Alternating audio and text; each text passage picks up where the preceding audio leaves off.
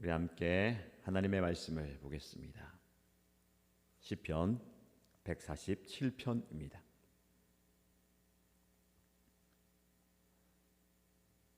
오늘 저와 여러분들 함께 묵상할 말씀은 시편 147편입니다. 1절부터 20절까지 말씀 같이 읽겠습니다. 할렐루야, 우리 하나님께 찬양함이 얼마나 좋은 일이며 하나님께 찬송함이 그 얼마나 아름답고 마땅한 일인가. 주님은 예루살렘을 세우시고 흩어진 이스라엘 백성을 모으신다. 마음이 상한 사람을 고치시고 그 아픈 곳을 싸매어 주신다. 별들의 수요를 헤아리시고 그 하나하나에 이름을 붙여 주신다. 우리 주님은 위대하시며 능력이 많으시니 그의 슬기는 헤아릴 수 없다. 주님은 불쌍한 사람을 도와주시며 악인을 땅바닥같이 낮추시는 분이다. 주님께 감사의 노래를 불러드려라. 우리 하나님께 수금을 타면서 노래를 불러드려라. 주님은 하늘의 구름으로 덮으시고 땅에 내릴 비를 준비하시어 산에 풀이 돋게 하시며 들짐승과 우는 까마귀 새끼에게 먹이를 주신다. 주님은 힘센 준말을 좋아하지 않으시고 빨리 달리는 힘센 다리를 가진 사람도 반기지 아니하신다. 주님은 오직 당신을 경외하는 사람과 당신의 한결같은 사랑을 기다리는 사람을 좋아하신다. 예루살렘아, 주님께 영광을 돌려라. 시온아, 내 하나님을 찬양하여라. 주님이 내 문빗장을 단단히 잠그시고 그 안에 있는 내 자녀에게 복을 내리셨다. 내가 사는 땅에 평화를 주시고 가장 좋은 밀로 만든 음식으로 너를 배불리신다. 주님이 이 땅에 명령만 내리시면 그 말씀이 순식간에 퍼져나간다. 양털 같은 눈을 내리시며 재를 뿌리듯 서리로 내리시며 빵 부스러기 같은 우박을 쏟으시는데 누가 감히 그 추위 앞에 버티어 설 수 있겠느냐. 그러나 주님은 말씀을 보내셔서 그것을 녹이시고 바람을 불게 하시니 얼음이 녹아서 물이 되어 흐른다. 주님은 말씀을 야곱에게 전하시고 주님의 규례와 법도를 이스라엘에게 알려주신다. 어느 다른 민족에게도 그와 같이 하신 일이 없으시니 그들은 아무도 그 법도를 알지 못한다. 할렐루야, 아멘. 오늘 하나님께서 우리에게 주신 시편 147편 말씀을 통해서 하나님의 크신 은혜를 경험하시기를 축복합니다. 새벽기도 2부가 시작되었습니다. 함께 하신 여러분들 축복합니다. 온라인으로 함께한 여러분들에게 하나님의 은혜가 임하기를 바랍니다. 오늘 함께 나눌 시편 147편은 바벨론 포로에서 돌아온 이스라엘 백성들의 찬양입니다. 70년 동안의 포로 생활을 끝내고 고국으로 돌아왔을 때에 그들이 본 것이 무엇일까요? 무너진 성벽, 황폐해져버린 성전, 폐허가 된 집들, 절망적인 광경이었습니다. 그런데 그들은 절망하지 않습니다. 오히려 찬양합니다. 할렐루야 그러면서요. 왜냐하면 하나님께서 그들을 회복시키실 것을 보았기 때문입니다. 절망적인 상황만 보지 마시고 그 상황 가운데 회복시켜 주실 하나님을 보시기를 바랍니다. 무너진 예루살렘을 다시 세우시고 상한 마음을 고쳐주시고 흩어진 백성을 다시 모으시는 하나님의 손길을 경험했기 때문에 그렇습니다. 이 시편을 묵상하면서 제가 큰 은혜를 경험합니다. 우리도 때로는 무너지고 상하고 흩어집니다. 하지만 하나님께서는 회복의 바람을 불어 넣으십니다. 오늘 우리는 그 회복의 하나님을 만나고 그분의 손길을 경험하면서 다시 일어나는 은혜를 경험하게 될 것입니다.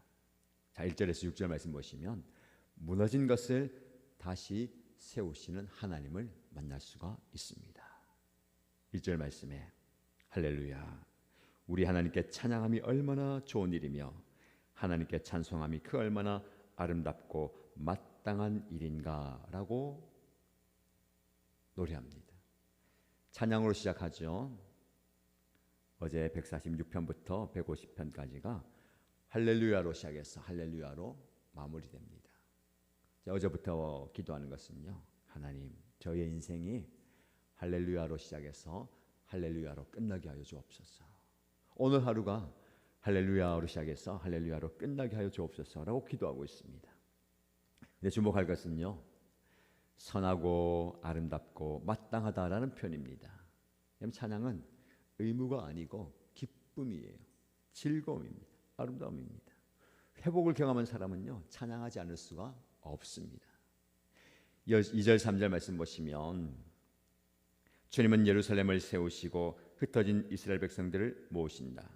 마음이 상한 사람을 고치시고 그 아픈 곳을 싸매어 주신다. 여러분, 회복시키시는 하나님. 세 가지 회복이 나옵니다. 회복을 넘어 부흥으로. 지금 12월을 마무리하는데 회복이 필요한 분들이 있습니다. 지금 말씀을 듣는 여러분들도 회복이 필요하잖아요. 오늘 본문에 세 가지 회복이 나오는데 첫 번째, 예루살렘을 다시 세우신다. 무너진 성을 재건하십니다. 느헤미야 말씀 묵상했잖아요. 무너진 성벽을 재건하는 하나님. 70년 동안 황폐했던 예루살렘을 하나님께서 다시 세워 주십니다.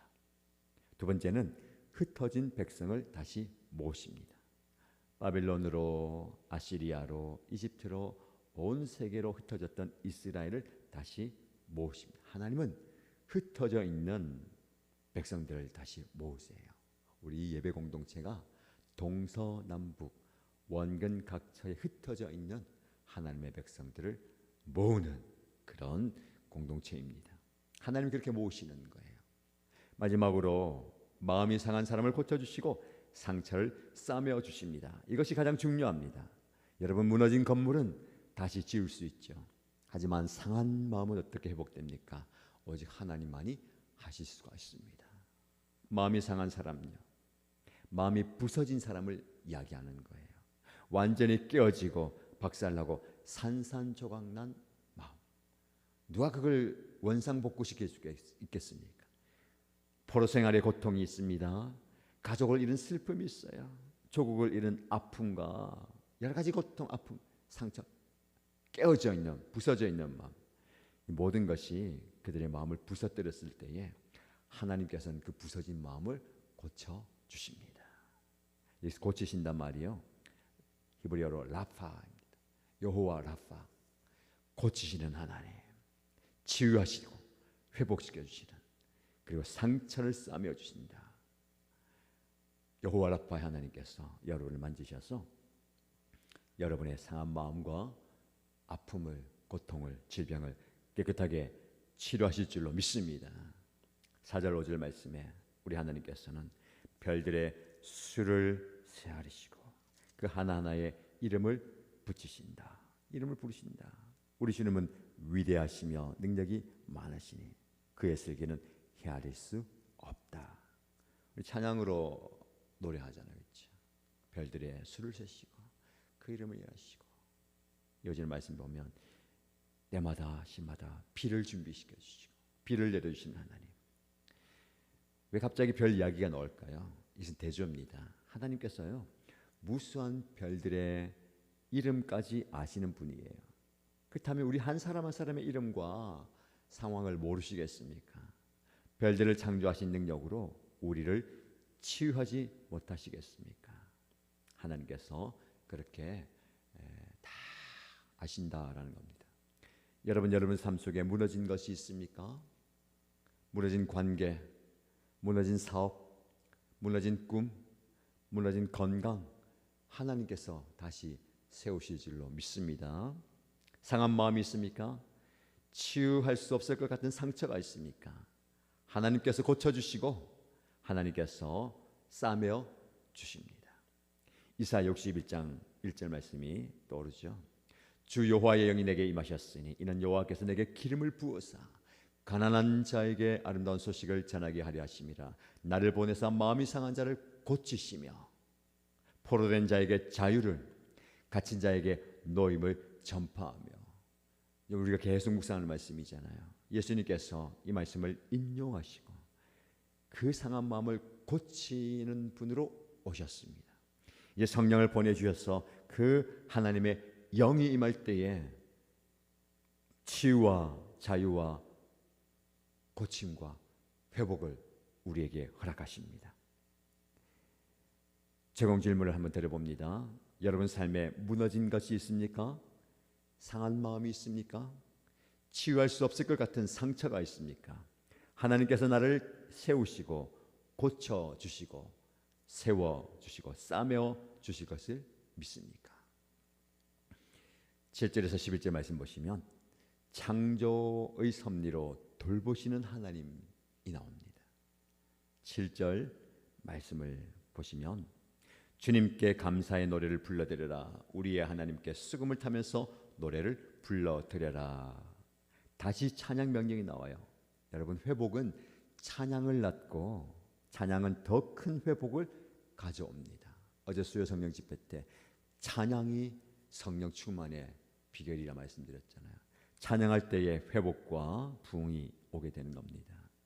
8절 9절 말씀에 주님은 하늘을 구름으로 덮으시고 땅에 내릴 비를 준비하시어 산에 풀이 돋게 하시며 들짐승과 우는 까마귀 새끼에게 먹이를 주신다. 하나님의 섭리를 노래합니다. 구름을 만드시고 비를 내리시고 풀이 자라게 하시죠.